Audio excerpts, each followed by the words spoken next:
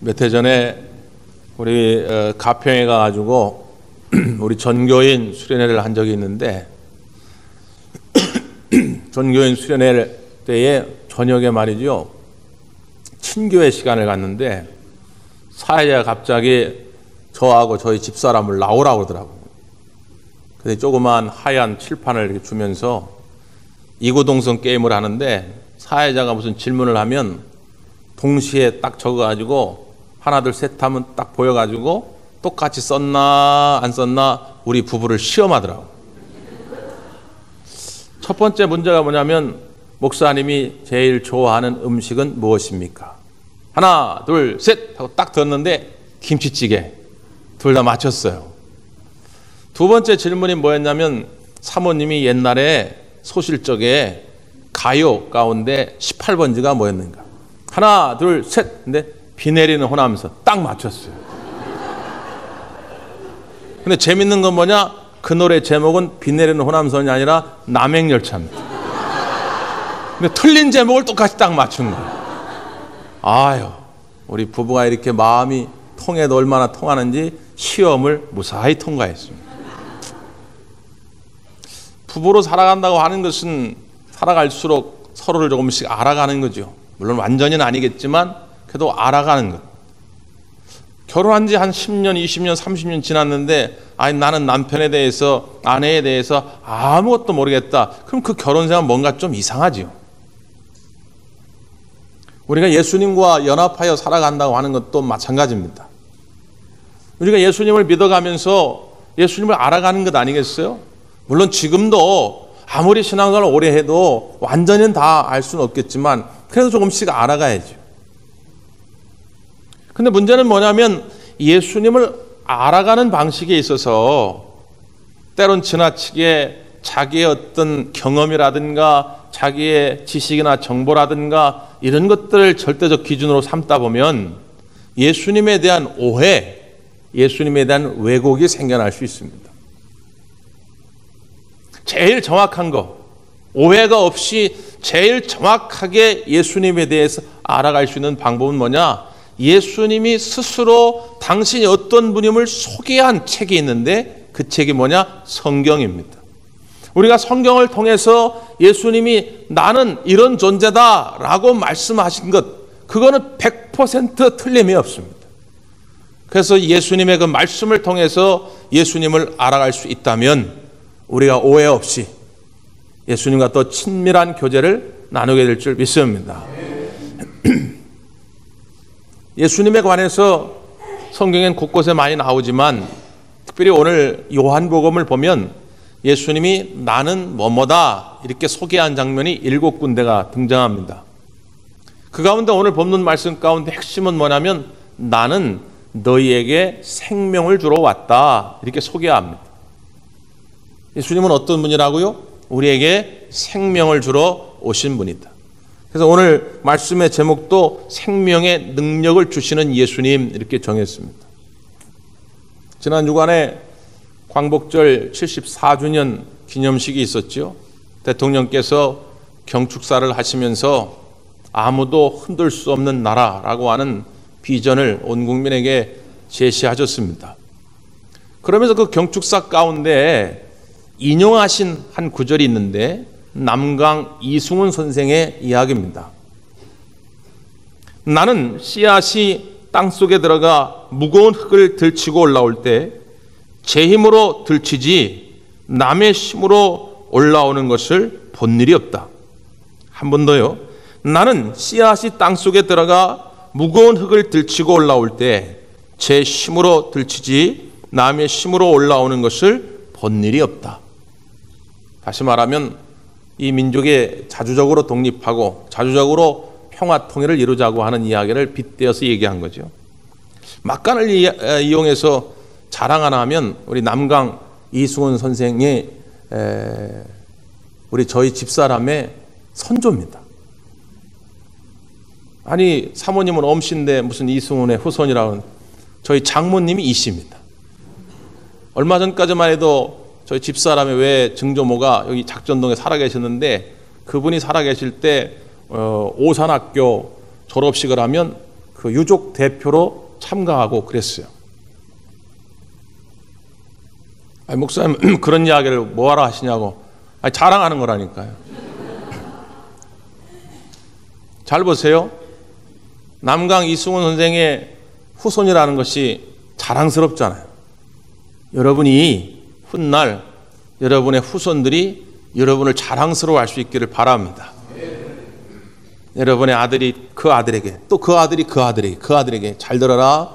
우리 외할아버지, 우리 친할아버지가, 우리 외고조모가, 외증조모가 그분이 믿음으로 우리 가문을 살리셨다. 그분 때문에 우리 가문이 이렇게 믿음이 계승되어 왔고, 그분이 이렇게 눈물로 기도했기 때문에 우리의 이 후손들이 이렇게 평안한 삶을 살고 있단다 라고 여러분 후손들에게 여러분이 자랑거리가 되시기를 간절히 바랍니다. 이승훈 선생님이 3.1운동 당시 민족대표 33인 가운데 한 분이시죠. 기독교 대표로 33명 가운데 16명이 기독교인인데 그 가운데 남강 이승훈 선생님이 들어가 계시고 자기의 사재를 다 털어서 오산학교를 설립합니다. 오직 그리스도의 이념을 가지고 민족의 지도자들을, 후학들을 양성하고자 오산학교를 설립하시죠. 우리가 세상에서는 그냥 남강 이승훈 선생 그러지만 우리 교회 안에서는 이분은 장로님입니다. 이승훈 장로님. 이승훈 장로님은 오늘 이 이야기를 철저히 기독교적 관점에서 말씀한 겁니다. 작은 씨앗이 떨어졌는데 씨앗이 죽지 아니하고 씨앗이 그 단단한 흙을 들춰내고 자기의 생명을 꽃핀다는 거예요. 새싹이 돋아납니다. 줄기가 자라납니다. 잎사귀가 피어납니다. 꽃이 피어납니다. 열매가 피어납니다. 자기 힘으로 그걸 들춰낼 수 있었다 그 말이에요. 그 원동력이 어디서 온 것입니까? 눈에 보일까 말까 한 씨앗이지만 그 씨앗에는 생명력이 있었다는 거예요. 이 작은 생명력일지라도 생명의 힘만 있으면 거친 흙을 뚫고 나와가지고 오늘 아름다운 꽃과 열매를 맺게 되는 것이죠. 우리의 삶도 마찬가지입니다. 아무리 많은 것을 가지고 있고 등치가 좋고 지식이 있다 할지라도 생명의 힘이 내 안에 없으면 이 거친 세상을 뚫고 나가지 못합니다. 반대로 우리가 아무리 연약하고 가진 것이 없을지라도 우리 안에 생명의 능력만 있다면 이 어두운 세상을, 이 거친 세상을 얼마든지 뚫고 나가서 여러분의 꿈의 꽃을, 열매를 피워낼 줄 믿습니다. 그럼 어떻게 그게 가능하냐 그 말이죠. 오늘 본문의 말씀을 찬찬히 이제 들여다보면 그 비결이 이제 등장합니다. 자, 먼저 우리 7절과 8절의 말씀을 한번 읽습니다. 7절, 8절 시작.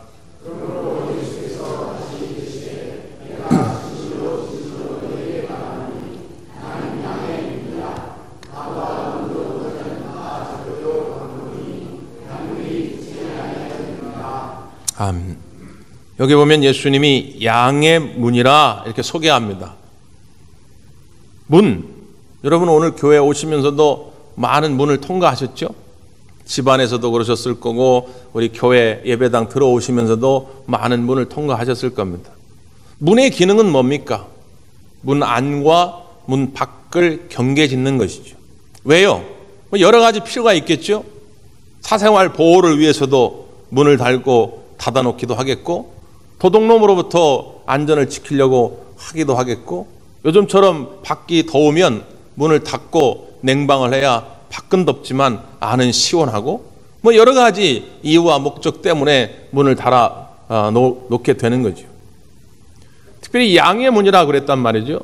그럼 이 양들에게는 왜 문이 필요했냐? 양들이 이제 들판에서 낮에는 막 풀을 뜯어 먹습니다. 그럼 저녁이 되면 어떻게 되느냐? 우리 안으로 들어와야죠. 만약에 계속 들판에 있으면 사자들이, 이리들이, 맹수들이 와서 다 잡아먹습니다. 그러니까 그 문으로 들어간다고 하는 것은 자기의 생명을 지키는 겁니다. 안전을 지키는 것이죠. 이 양들이 참 독특한 게 공격적인 어떤 수단이 없잖아요. 발톱이 강한 것도 아니고 이빨이 강한 것도 아니고 그렇다고 뭐 시력이 좋은 것도 아니고 양들은 바로 앞에 것밖에 보지를 못합니다. 그러니까 그러니까 양들은 자기 스스로를 지켜낼 힘이 없어요. 그러니까 오직 방법은 하나, 무리가 모여가지고 목자를 따라 가는 것밖에 없죠. 예수님은 우리의 인생을 그렇게 양에 비유한 것입니다. 근데 이 양들이 또 하나 고집이 세가지고 꼭 목자만 따라가는 게 아니라 제멋대로 가는 양들도 많아요. 저기 보니까 조금 더 맛있는 것 같아. 저기가 더 좋아 보여. 그렇게 막 지멋대로 가다가 결국 골짜기에 빠져 떨어져가지고 다리가 부러지고, 이 양들은 하체가 약하고 상체는 커가지고 한번 넘어지면 지 힘으로 일어나기도 어려워요. 그러니까 그냥 거기서 맹수의 또 먹이가 되어 죽게 되는 것이죠. 우리가 연약하고 부족할 뿐만 아니라 고집은 세가지고 주님이 기뻐하지 않는 길로 가지 마라 그래도 지멋대로 간다 그 말이에요. 꼭 우리가 양과 같은 인생을 살고 있다는 것이죠. 그래서 그런 양들, 우리 연약한 인생들의 문이 되어주신다. 이 목축업이라고 하는 것은 한 곳에 고정되어 사는 것이 아니잖아요. 그러니까 옮겨 다닙니다. 그럼 이제 어느 곳에 가서 이렇게 우리를 만들잖아요. 우리를 자꾸 만듭니다. 그러면 이제 바깥에서 막 풀을 뜯어 먹다가 저녁이 되면 이제 목자가 다 양들을 인도하죠. 그러면 이 우리는 뭐 나무로 이렇게 세우든가 뭐 돌로 세운 다음에 문을 만드는데, 문이 뭐 우리 이렇게 예배당 문처럼 철문 이런 게 아닙니다. 그냥 나무까지 몇 개로 해놓고 어떻게 하냐, 목자가 그 문에 딱 들어눕습니다. 그래가지고 안에 있는 양이 나오지 못하도록, 또 혹이라도 바깥에서 맹수가 공격해오면 그 문을 지키고 있던 목자가 그 맹수와 싸우는 거죠. 누군가가 가다가 묻겠죠. 나 이제 우리 안에 들어가고 싶은데 문이 어디냐고. 그러면 그 문지기 목자가 뭐라고 하냐, 내가 문이야, 내가 여기 문. 이 이야기를 우리는 이해하려면 여러 설명이 이렇게 필요하지만 당시 이스라엘 사람들은 다 알아듣는 얘기예요. 목자가 곧 양의 문이다 그 말이죠. 내가 바로 양의 문이다. 문제는 뭐냐, 그 양의 문, 그 예수님을 통하지 않은 모든 자들은 강도요 절도다. 여러분, 강도하고 절도하고 차이가 있죠. 뭔 차이가 있습니까? 강도는 쉽게 말하면 대놓고 훔쳐가는 겁니다. 사람이 있는데 칼을 들이대면서 야 너 꼼짝 마, 그러면 대놓고 훔쳐가는 거예요. 절도는요 몰래 훔쳐갑니다. 주인 없을 때. 그래가지고 교도소 가면 지들끼리 비웃고 싸운대요. 절도는 강도한테 뭐라 그러냐, 야 너는 왜 이렇게 머리가 나쁘냐, 아니 사람들 없을 때 몰래 가서 훔쳐오면 되지 왜 괜히 사람들한테 가가지고 그렇게 멍청한 짓을 해. 강도는 절도한데 그런다죠. 야 너는 왜 이렇게 용기가 없냐, 훔치려면 사람 있든 말든 가가지고 당당하게 훔쳐야지 왜 이렇게 겁이 많아, 또 그런다는 거예요. 이게 얼마나 웃긴 얘기입니까? 이들의 이렇게 차이점은 있으나 공통점이 있죠. 그건 뭐냐, 결국 다른 사람의 것을 빼앗는다는 거예요. 소유를 빼앗고 더 나아가면 생명까지 빼앗는 것이죠. 오늘 예수님은 그걸 어떻게 설명했느냐, 10절에 보면 도둑이 오는 것은 도둑질하고 죽이고 멸망시키는 것이다. 강도와 절도의 공통적인 특징은 뭐라고요? 도둑질하고 죽이고 멸망시키는 것이다. 궁극적으로는 그 강도와 절도가 누구냐? 사탄이죠. 마귀입니다. 그런데 오늘 본문의 말씀 가운데 예수님이 특별히 누구를 빗대어 이야기를 하신 것이냐? 오늘 이 양의 문이요 또 선한 목자의 비유의 말씀을 하신 이유가 있어요. 이 말씀을 하시게 된 계기가 된 사건이 하나 있다 그 말이에요. 자, 성경에 보면 우리가 읽지는 않았지만 본문 끝에 19절부터 21절에 보면 이런 말씀이 있습니다. 한번 읽어볼까요? 19절에서 21절 시작.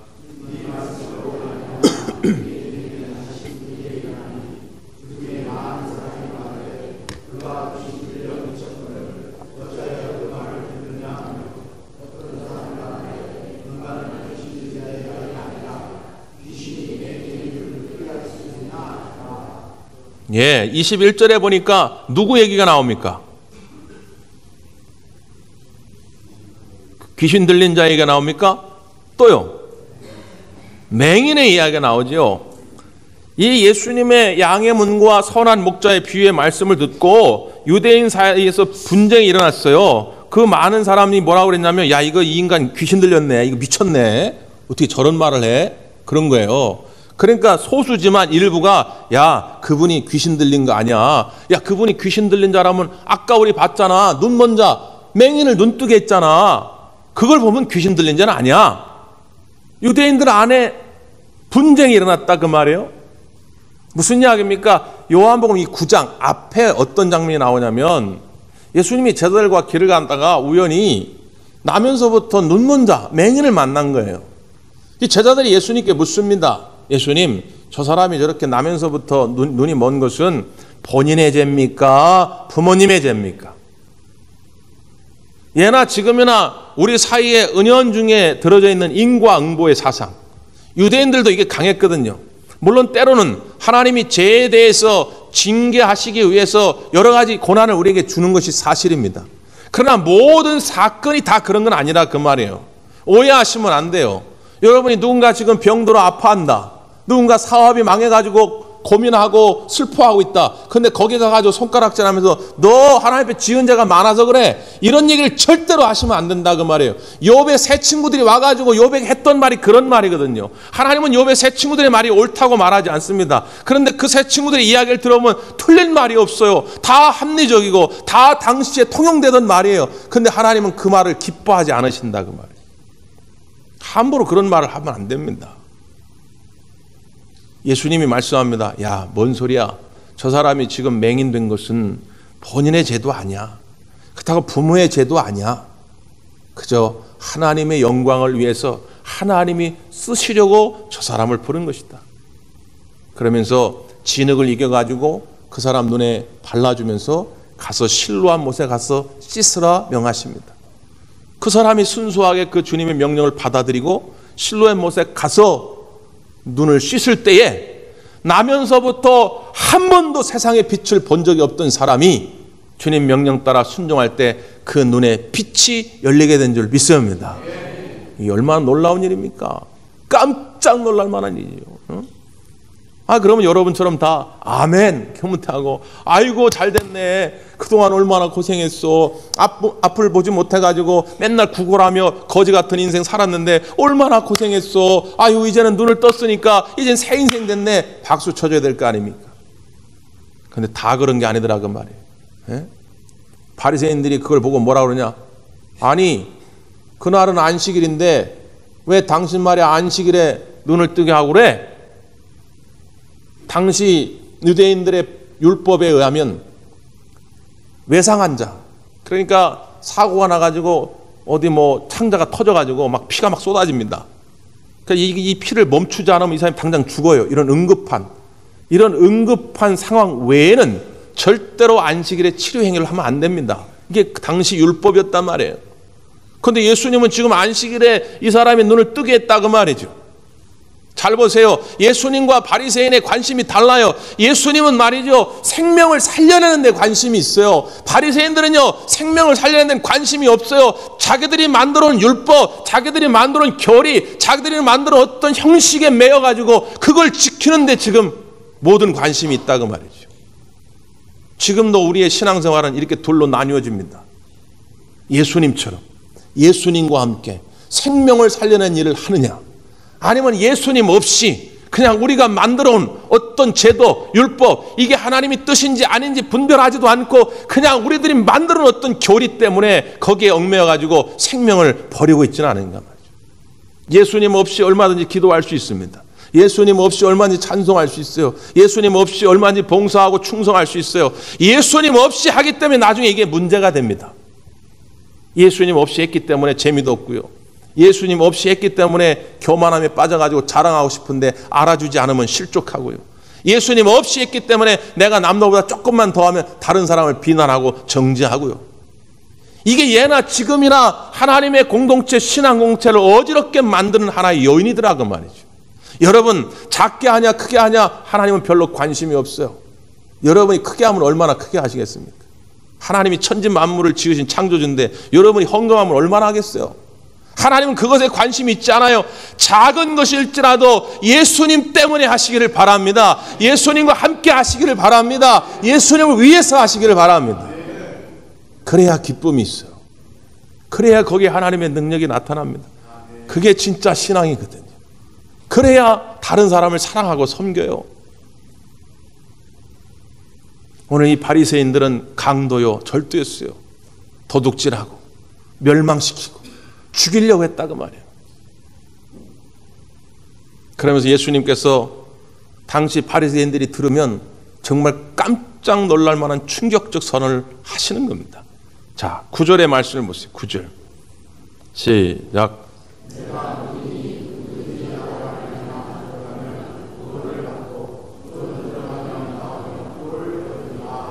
아멘. 내가 문이니 누구든지 구원의 보편성을 선언합니다. 지금 우리가 들으면 이게 당연한 이야기처럼 들리잖아요. 그런데 당시 바리새인들의 귀에는 이게 얼마나 거슬렸는지 모릅니다. 그들은 자기들이 나름대로 정해놓은 다 기준이 있거든요. 유대인만 구원받지 이방인은 구원받지 못하는 겁니다. 건강한 자만 구원받지 나병 환자, 혈류병 환자, 중풍병자 구원 못 받는 거예요. 나름대로 율법을 지키며 준수한 자들은 구원받지만 세리들, 창기들, 율법을 지키지 못했던 많은 죄인들, 그들은 구원의 대상이 아닌 거예요. 그런데 예수님 뭐라고 말씀하느냐? 누구든지 내가 문이니 내 안에만 들어와라. 6월절 날 하나님께서 어린 양의 피를 문설주에 바르면 내가 재앙을 뛰어넘겠다.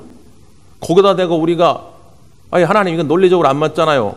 그 안에 들어있는 인간 내가 아는데 근데 걔 내 친구인데 어제도 나한테 막 거짓말하고 1년 전엔 사기쳐가지고 내 돈 빌려가서 갚지도 않고 그 인간 아주 못된 인간인데 아니 어린 양 피를 바른 문설주 안에 있다고 걔도 그러면 구원 받는 거예요? 구원 받는다는 거예요. 무슨 이야기냐? 예수 그리스도가 문인데 문 안에 들어와 있으면 구원이요 문 밖에 있으면 심판과 저주라는 거예요. 그 구원의 문 안에 들어있는 사람이 과거에 나보다 성격이 못됐든 어떤 실수가 있든 어떤 허물이 있든 인종이 유대인이든 이방인이든 남자든 여자든 나하고 성향이 같든 틀리든 아무 관계없이 예수 그리스도의 문 안에만 있으면 다 구원받게 되는 줄 믿습니다. 이게 구원의 보편성이면서 구원의 유일성이에요. 이전에 바리새인들 강도요 절도요 이 사람들은 혈통을 강조했고 율법을 강조했지만 그게 아니다. 예수 그리스도 안에 있으면 누구든지 다 구원함을 받을 수 있다. 그런데 이 구원의 의미가 뭐냐? 예수님이 친절하게 더 설명을 하셨는데 들어가며 나오며 꼴을 얻으리라. 그러니까 문에 딱 목자가 있는데 그 목자만 따르면 그 양들이 들어가며 나가며 꼴을 먹는 삶을 산다는 거예요. 그러니까 구원은 단순히 우리가 이 땅에서 죽어가지고 저 세상에 천국 가는 것만 구원이 아니라 이 땅의 삶 가운데서도 풍성한 하나님의 은혜와 사랑을 덧입는 것이 구원입니다. 그래서 예수님께서 분명하게 우리에게 오신 목적을 설명하는 거예요. 10절입니다. 10절 시작.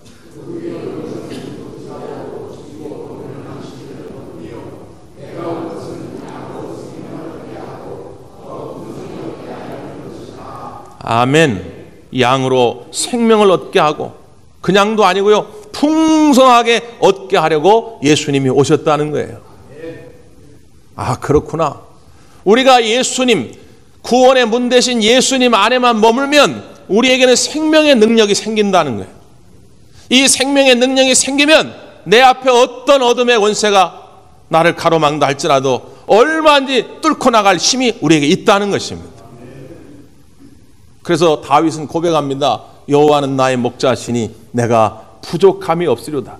부족함이 없다라고 하는 이 표현이 바로 풍성한 생명의 능력을 경험한 삶이죠. 그가 나를 푸른 불밭 쉴 만한 물가로 인도하신다.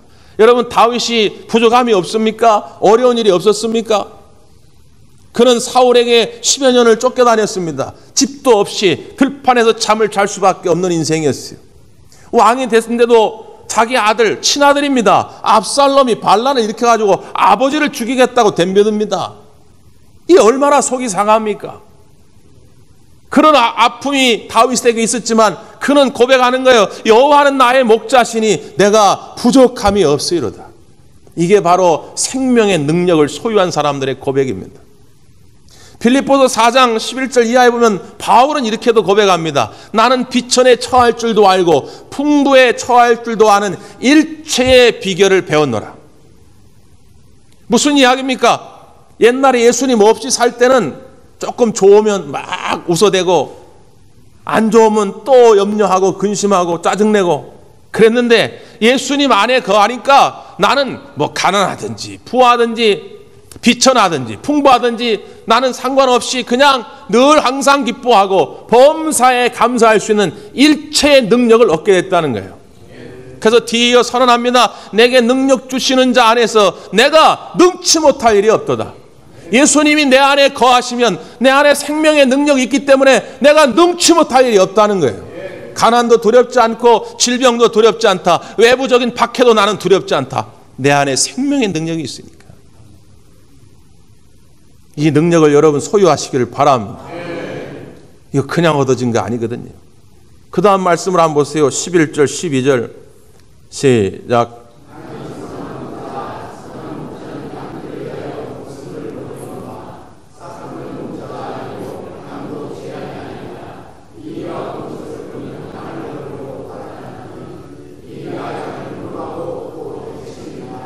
아멘.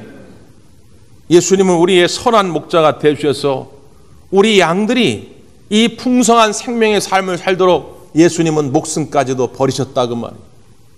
사꾼 목자는요 안 그러잖아요. 당시에는 이 목자들이 계속 머물러 있을 수가 없는 상황들이 생길 거 아닙니까? 또 목장을 크게 경영하다 보면 자기 혼자 못하는 경우도 있고, 그러면 이제 일당을 주고 외부에서 사람을 데려오는 거예요. 이 삭스를 주고. 이 사람들 사꾼 목자라고 합니다. 요즘 표현으로 하면 뭐냐면 알바입니다. 알바 목자. 자기 양들이 아니에요. 그냥 와서 몇 시간 하다 혹은 며칠 하다가 그냥 가는 이런 알바 목자예요. 알바 목자가 이렇게 지키고 있는데 갑자기 저 이리가 오는 거예요. 이리가. 그럼 그 알바 목자가 자기 양도 아닌데 나는 그냥 오늘 일당 받고 오늘 일하다 그냥 갈 사람인데 누가 거기서 그 양을 지키기 위해서 이리와 싸우냐 이 말이에요. 사꾼 목자들은 다 도망간다 그 말이에요. 바리새인들 다 도망간다 그 말이에요. 율법주의자들 다 도망간다 그 말이에요. 근데 예수님은 선한 목자.